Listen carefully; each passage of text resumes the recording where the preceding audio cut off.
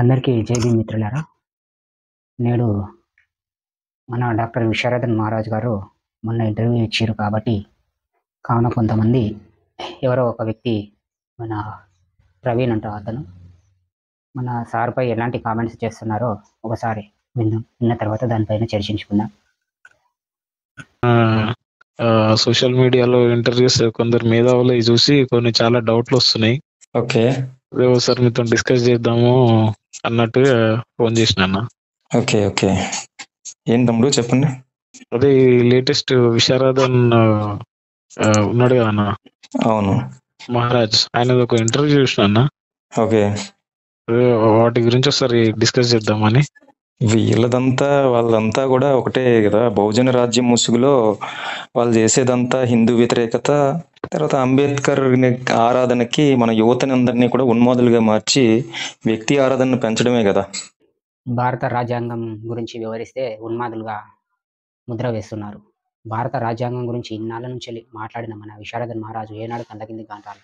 అంతకుముందు 75 ఏళ్ళ పరిపాలనలో ఏనాటి నుంచి నరేంద్ర మోడీ కానీ రాహుల్ గాంధీ కానీ ఏనాడైనా ఒక్కనాడు భారత రాజ్యాంగంలో ఉన్న విలువల్ని ఒక్కనాడైనా ఒక ప్రజలకి చెప్పారా? ఒక నాయకుడు, ఒక ఎమ్మెల్యే కానీ, ఒక ఎంపీ కానీ, ఒక పిఎం కానీ, కనీసం ఒక సర్పంచ్ కానీ చెప్పగలిగారా?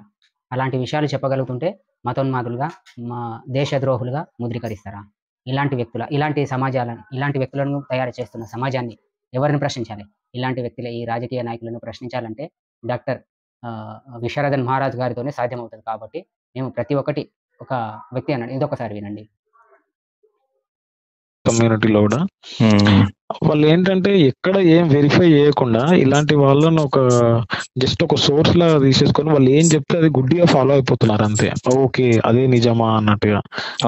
సో ఎప్పుడైతే ఒకసారి ఆగి మనం మనల్ని మనం ప్రశ్నించుకుంటే అసలు ఆ ప్రశ్నల కార్యకర్తలకే సమాధానం చెప్పి పోండి. ఫస్ట్ ఆఫ్ ఆల్ మీరు అలా ఇన్నాళ్ళ నుంచి ఏది ఆలోచించుకుంటా ఎవరేం చెప్తే అది వినుకుంటా పోతున్నామని అంటున్నారు.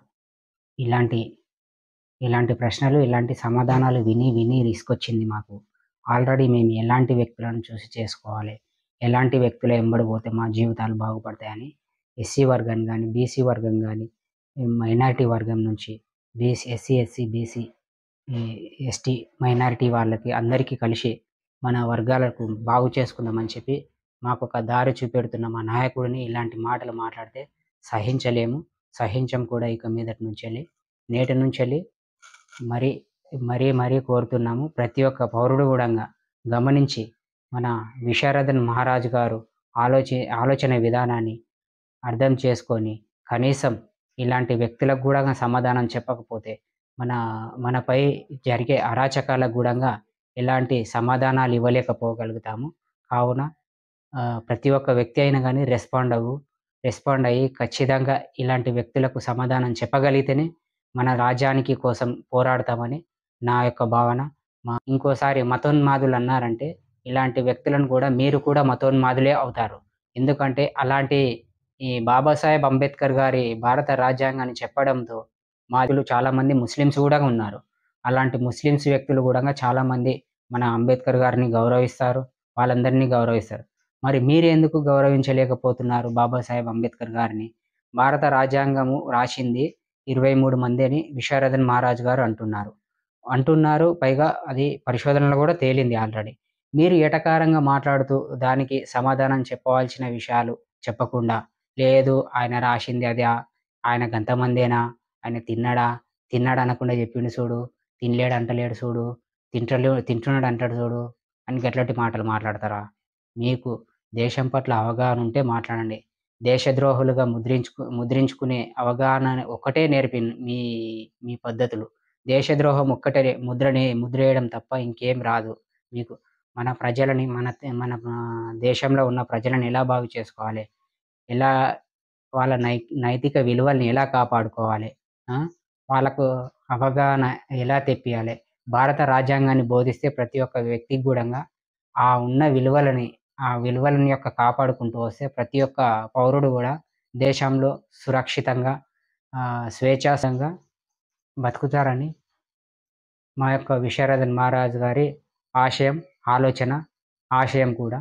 ఈ ఆశ నెరవేర్చాలని ప్రతి ఒక్క పౌరుడు కూడా సహకరిస్తున్నారు కూడా. ఇక మీదట ఇంకోసారి ఎప్పుడైనా సరే అలాంటి భావజాలాన్ని వాడకండి.